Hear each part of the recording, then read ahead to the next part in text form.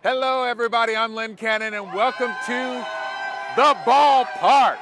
The ballpark for the big game, and hopefully what will be the final game in this fall classic. Yeah. The fans are ready. The players are ready.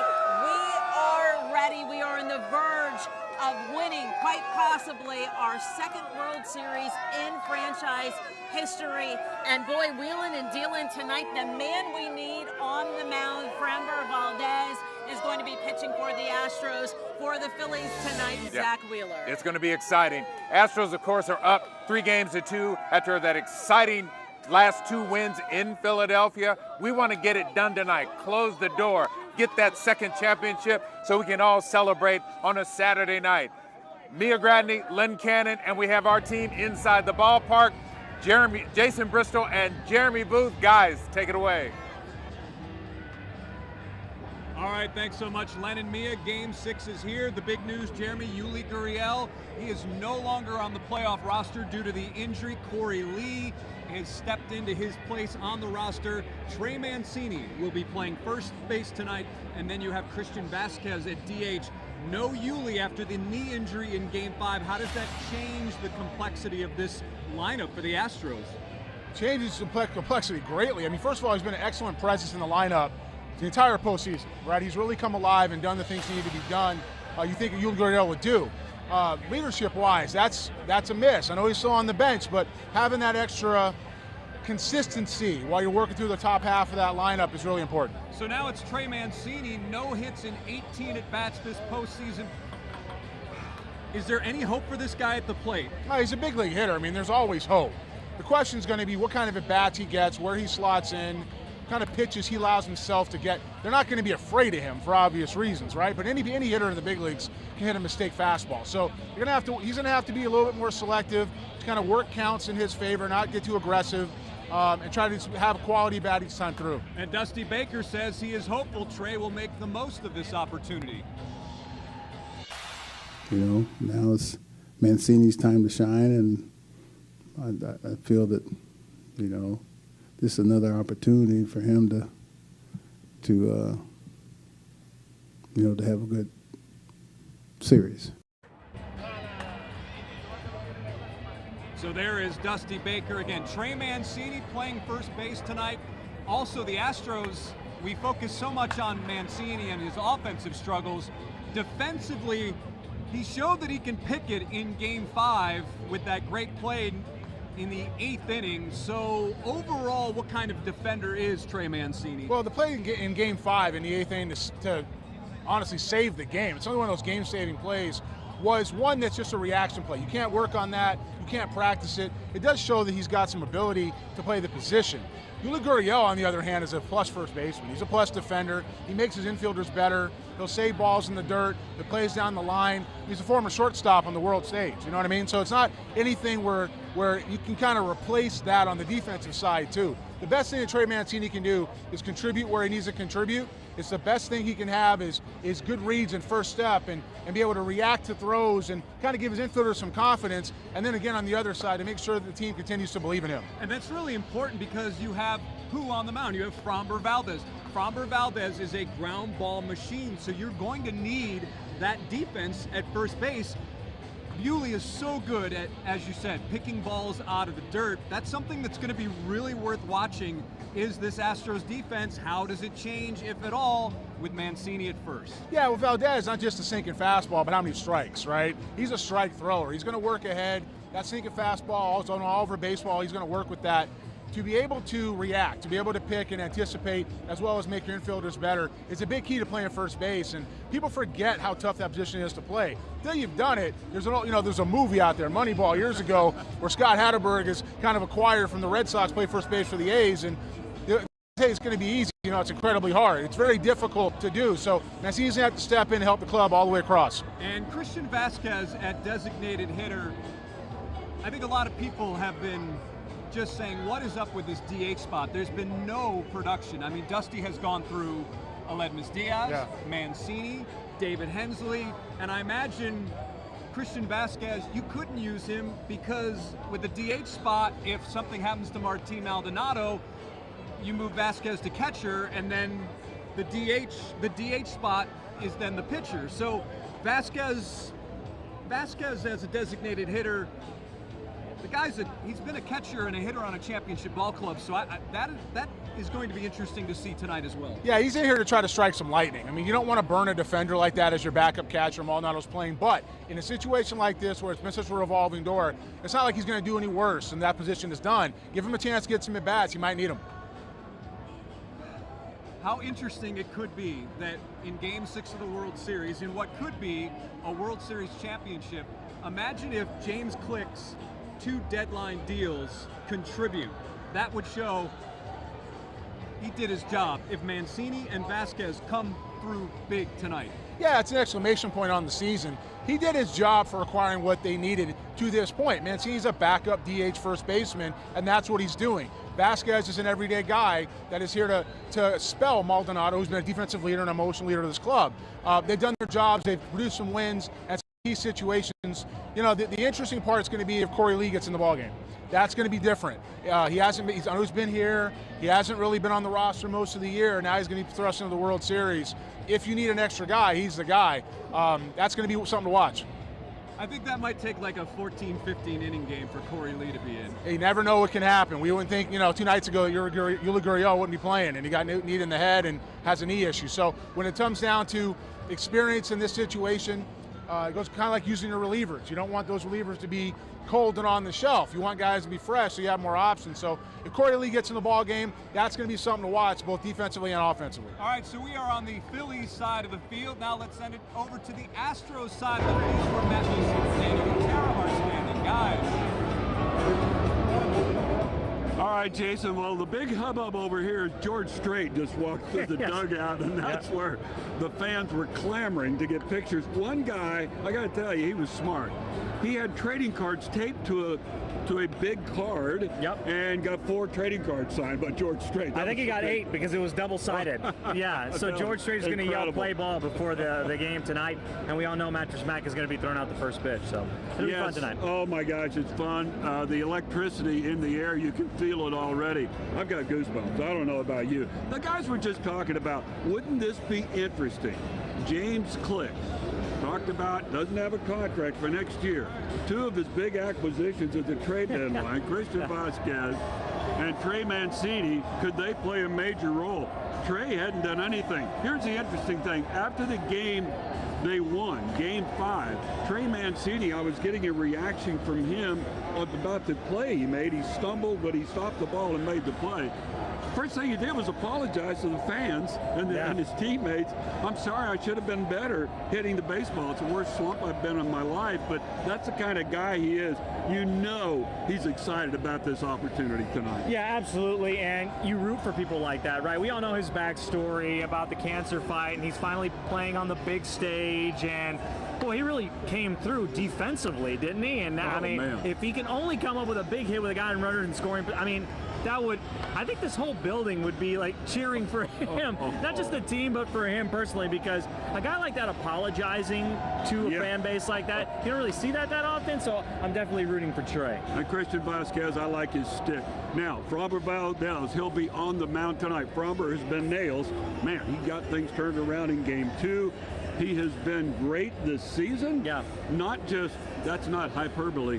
Framber has been great, but they need him to be great tonight. Yeah, they do, and it's interesting that he's the guy that's on the mound, right? Because he's the type that in other situations, he gets a little overhyped, if you will. He loses concentration at times, but he's done such a better job of it this year, and he did that in Game 2. He was able to rein it in. The longest start by a starting pitcher in World Series since 2019. I think he's the right guy on the mound if you're going to have a guy to kind of clinch this thing and win it here at home. First time a home team could clinch at home since 2015. Isn't that wild? Oh, and Astros fans and the players who are here are still agonizing over the loss here at home last year and the one in 2019 to the Nationals. Now, owner Jim Crane spoke to the media earlier today. Of course, they were having media day for the Cadence Bank Houston Open. But Jim was asked if he could put one word, the best word to describe the Astros. Would it be grittiness, resilience? What would it be? He was asked, and this is the word he chose. The first one is they got experience. We've been here, so we've made the AL championship 6 years in a row. That's a record. They got experience at core, experience in the playoffs, and they work as a team, and they seem to be able to lift the rookies. You saw some new guys on the team make some great plays. So, the standard in the locker room they set, and they've done a good job of that, and they play like that. So I'm very proud of them. Yeah, he should be proud of them too. Yeah, he loves the sure. way they play, and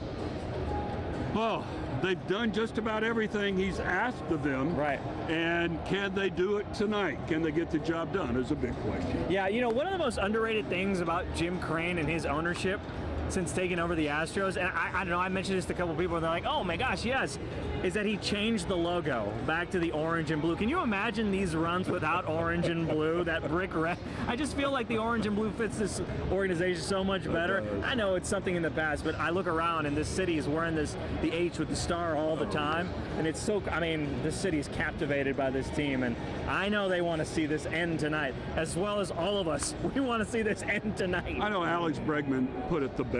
After the winning Game 5, he said, well, how important would it be from my perspective, for this team to win at home? Well, it'd be important for me. I would win it for myself, for my family, for my coaches, and then he went for the city of Houston. Yeah. For the city of Houston and the fans. These guys want to win it. They feel like they need to win it because of what happened in 2017. There's an asterisk for a lot of people. That's why I've always said, in this series, team-wise, the pressure is on the Astros. They want to show the world what they can do without any question. Individually, the pressure's on Bryce Harper. He's the individual who's never won the big one. Right. And so it would be a very poetic ending. Oh, yeah. Especially after the last couple of years for the Astros to finally win it here in front of their fans and not on the road. That would be some sight to see, and hopefully we see it tonight. Well, we will see. Of course, coming up at 6 o'clock, we'll give our picks for tonight's game and what are the keys to victory are. But right now, let's send it over to our buddies over on the Phillies side of things, Jason and Jeremy. Jason? Thank you, Daniel. Thank you, Matt. Framber Valdez. After Game 5, you told me Framber Valdez just needs to be Framber Valdez. Realistically, though, what are the Astros hoping to get from him innings-wise? He's going to go as far as he can. I think if you get 6 innings out of him, you're very happy. Only 6. If you get 6, you're happy. Now, if he has efficient innings and works ahead of people and gets that sinking fastball working and that breaking ball for strike 3, you start getting to that stuff and he gets to a rhythm, let him go. You let him roll and go as far as he can. With the off day yesterday, the relievers will be ready, But the thing about Framber Valdez is that in any pitcher, if you see them too close together in their starts, you can figure them out a little bit. You have a different plan. You know how they're going to approach you. And the Phillies, they're the Major League Baseball players. They're in the World Series for a reason. I promise you their scouts have picked up on all that. And so the game plan, the chess match is going to be interesting. I didn't say that with enough sarcasm. I knew 6 was good. I think in World Series play, 5 innings is really what you're hoping for. But it's funny, you mentioned the relievers. We've seen this in the past with the Astros and their relief corps. Is there any worry or any concern that Dusty keeps running the same guys out there, that the Astros, they're putting themselves in a bind that the Phillies will have enough good looks that maybe that changes their approach and how they hit them?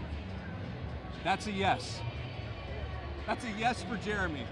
That is a big yes for Jeremy. When you see the relievers that many times, like you figure out the life on the ball with the release point, the breaking ball, the slider, the changeup, how they cut their fingernails, like all of that stuff is part of it. Where their uniform, which way their hat goes. You see them again and again and again. It's no different than seeing your neighbor on the street, It's familiar.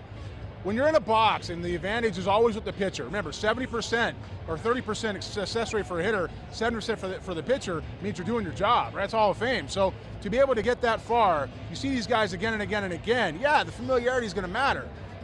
There's a concern for me. These guys have had the same amount of looks. There's a concern for me that Ryan Presley has thrown as many games as he has in the postseason. These guys now know who they're going to go to. Now, throwing a guy like Ryan Stanek, you might change some people up a little bit, but the time's passed for that. Now you got to go with who you believe in and who got you here. You find an inning and if you can here and there, but if we're coming out fire to put stuff away, it's going to be Neris, it's going to be Montero, it's going to be Presley, it's going to be, you know, it's going to be the usual suspect. So we'll see what happens with that. And it almost blew up in the Astros' face in Game 5 when Montero was very wild to start. On the flip side now, my last thing for you, Jeremy, is Zach Wheeler. They were in ambush mode. The Astros were in the first time, Game 2, the first time they saw Zach Wheeler. Will they change their approach, and how will the Phillies combat that? Well, you know, at this point, it's about adjusting on both sides. Wheeler's going to realize what they were doing. He's going to have to execute. You know, they must have some feeling and consistency of what pitches he can work to get ahead. Simple approach tonight. Get ahead of the fastball if you're with your fastball if you're Zach Wheeler. If you're the Astros, don't miss that fastball to hit. You don't want to work to a breaking ball count unless you know that he can't beat you with it and you know that the fastball is something to worry about. Wheeler's got enough velocity, enough feel to be able to still make that effective. You want to turn around and not miss that four-seamer. When you get it, you hit it real hard, and it'll shorten the game for him. And that's really why I bring up ambush mode, because the Astros, they were hitting so early in the counts against Wheeler, and it worked. It worked. It set the tone in Game 2. Well, it's worked with everybody they face. I mean, Nolan's the same way. Strike thrower, get ahead with the fastball, and the guys come out swinging. If you get tomorrow, you're going to see Nola again, right? So back to that, seeing these guys consistently, understand what you did with Zach Wheeler last time, how he's going to approach you. Hit the fastball, don't get to the breaking ball, and put this game to bed. So that's the story from inside Minute Maid Park. Let's now go back outside to Mia and Len. All right, thank you for that deep analysis about pitching tonight, the lineup, what it looks like. You know, the fans are confident in Fromber. Yes. The team is confident in Fromber. I think he'll be good for all those innings we need him to be good for. I agree with the guys. At least 5 strong innings, and then the bullpen can take over. Speaking of fans, our best fan reporter, Shernmin Chow, if you've been watching the series, she has been all over the place, and right now she's in the Crawford boxes. She's been checking out batting practice. Hey, Shernmin. Hey guys, you are so right. You know, Astros just wrapping up BP over there. The Philadelphia Phillies on the field right now. And we are in the Crawford boxes, right guys? Yeah! They are all armed with gloves right here because, you know, we're all hoping to be able to snag one of those home run balls during BP. And while we're talking, you may hear some clunking and thunking. That'll be because one of the balls hits the big signs up above us. The metal signs, that can be kind of loud and a little bit scary. But I want you to meet my new friend here. This is Landon. And buddy, are you an Astros fan? Have you ever been to an Astros game before? Yeah, pretty good World Series, right? Who's your favorite player? All of them. All of them. He is wise beyond his years. And you got a ball, huh? Did you catch that yourself? Yeah, I heard he had a little bit of help. All right, Landon, how old are you, buddy? 6. 6 years old. All righty, who's going to win tonight? The Astros. That's it, baby! You see, Landon's got all the correct answers. Meanwhile, I'm going to be checking in with some of the other fans here for tips on how I might be able to snag a home run ball during BP. Now, I'm going to tell you a little secret, Len and Mia.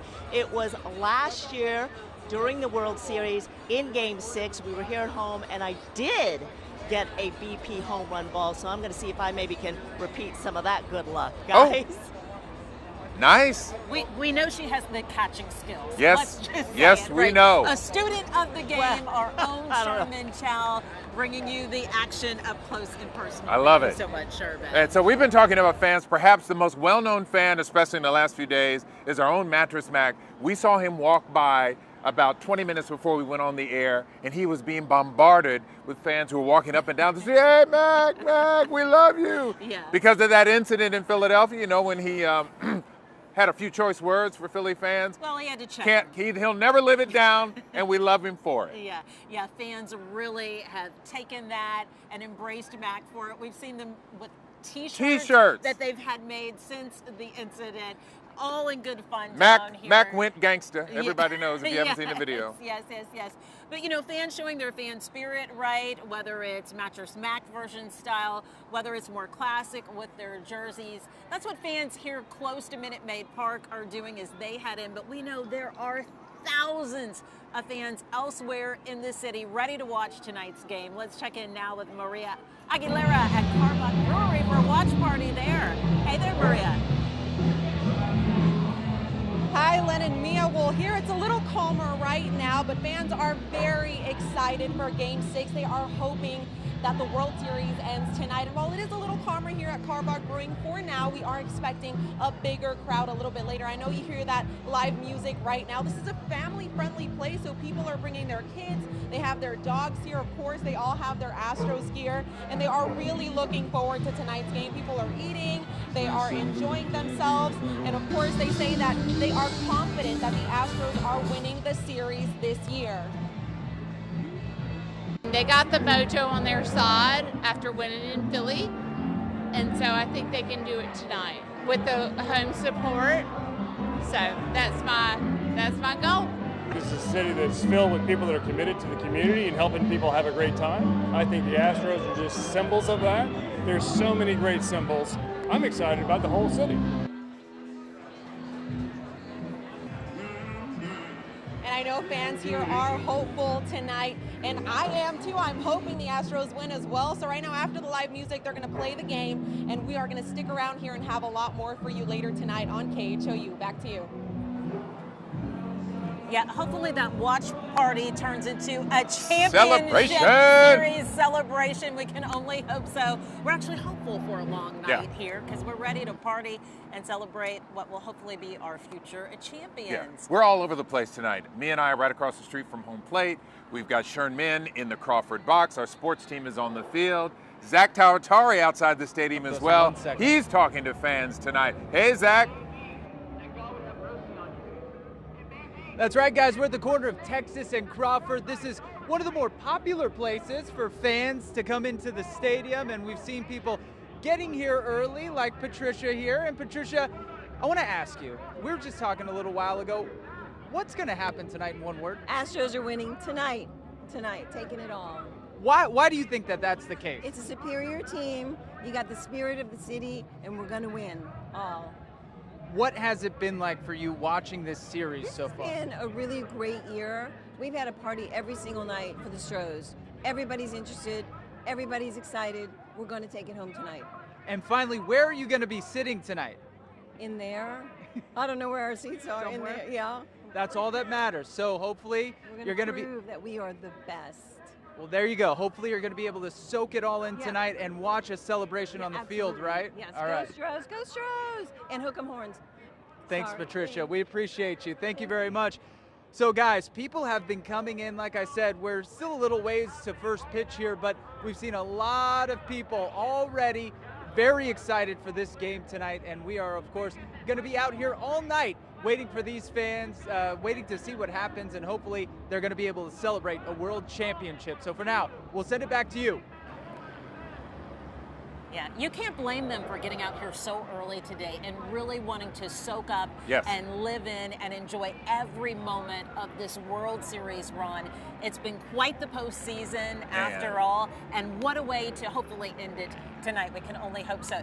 Okay, we've shown you plenty of fans here outside around the ballpark. We've also shown you fans at the watch party at Carbach Brewery, but we know plenty of you are at home still repping the Stros. We love to see your Astros pride. We want you to send us all those photos that you have taken, whether you're in your jerseys, your T-shirts, you've got your pom-poms, even your Christmas trees. Babies in Saw onesies. last night decked out in Astros. It's really simple to get those photos to us. Just text them to the number 713-526-1111. We love to see how you level up and rep the Astros. As I look across the street, it is the golden hour. The weather is spectacular. We had a storm come through overnight, as we know. Pat Catalan now back in the studio talking about this glorious weather. Sounds like a great night to celebrate, doesn't it, Pat? Len, Mia, I am so jealous that you guys get to be out there. Live look right now over the juice box. You can see it is just perfect. We started with a lot of clouds today, but sunshine has really taken over now as we get into the afternoon, and it is so comfortable outside as well. 73 degrees, so about a 10-degree difference from this time yesterday. The big difference, though, is that number, the dew point in the 50s. It's bone dry. It feels great outside. Light winds out of the east-southeast, so your game time forecast here looks really nice. Temperatures at first pitch here in about an hour and a half will be around 70 degrees, and by the time the game is wrapping up, as you're heading home, starts to cool off again. I don't think it'll be quite as cool as it was last night, but we will drop to the upper 50s again. Mainly clear skies, no rain chances. Perfect night for baseball. Across the rest of the area, temperatures pretty nice as well. We're looking at numbers that are generally in the 70s. Not a cloud in the sky, though. I mean, we really cleared things out nicely. Galveston, few clouds. Otherwise, though, mainly clear from Conroe all the way to Houston. Temperatures in the low 70s. Again, we will see those numbers drop back here as we get into the overnight. Another thing we're going to see drop back, the clocks. Don't forget, before you go to bed tonight, set those clocks back 1 hour. We fall back tonight. As we get you into tomorrow, the beautiful weather that we have today comes to an end somewhat. We do see the humidity come back as we get into tomorrow. That could bring us a shower chance as well. But as we get into Election Day coming up this week, weather looks really nice, sunny and dry. No rain chances really as we go through the next 7 days, with the exception of a shower chance tomorrow. Clear skies right now. The cold front that went through yesterday now off towards Mississippi and Alabama. Your morning temperatures do start to go up, so there's the increase in humidity. We'll be in the upper 50s for tonight. As we get you into tomorrow night, and really the rest of the week, those overnight temperatures will be in the mid to upper 60s, a sign of higher humidity, but we do see another drop again as we get into next weekend. So here's the setup for the overnight: clear, mainly cool, or rather cool, mainly clear. As we get you into tomorrow, a warm front lifts across the area. That's going to bring us more humidity and maybe even a shower chance. It's an isolated chance for a shower. I wouldn't worry about it too much, but don't be surprised if you get a drop or two of rain. And then as we get you into Monday, that humidity continues to lift into the area, but high pressure starts to nose in from the east, so that's going to keep us sunny and dry really as we go through the upcoming week. So there's future tracking. You can see the warm front lifting to the north with the clouds around sunrise. So tomorrow morning, I think we start cloudy, maybe 1 or 2 spot showers early, but I think it's really around midday, around noon, that we start to see the chance for a spot shower or two. Maybe a rumble of thunder here as we get into the afternoon, especially north of the city. Coastal spots, you're going to be dry for a good part of tomorrow. And then as we get into the evening, the overnight, we dry things out. Monday, we can start with a few clouds, maybe even some fog, and everything should clear out. Lots of sunshine then on the way again as we get into Election Day. So the forecast looks really, really nice here as we go through the next few days. Temperatures, though, are going to be in the 80s. There's the 7-day again, running well above normal, at least to the middle of the week. Election Day looks good. And then Len, Mia, we're tracking the chance for more rain and much cooler temperatures as we get into next weekend. Fantastic. Pat Cavalin, thank you. It is amazing out here. Oh, it's just beautiful. It's the right environment, right atmosphere for a win, a championship win. Yeah. We're going to speak it into existence, and hopefully coming up tonight at 10, we will have moved closer to capturing our second World Series championship. Get that ring, baby. We will see you all tonight at 10. Go Astros! Go Astros!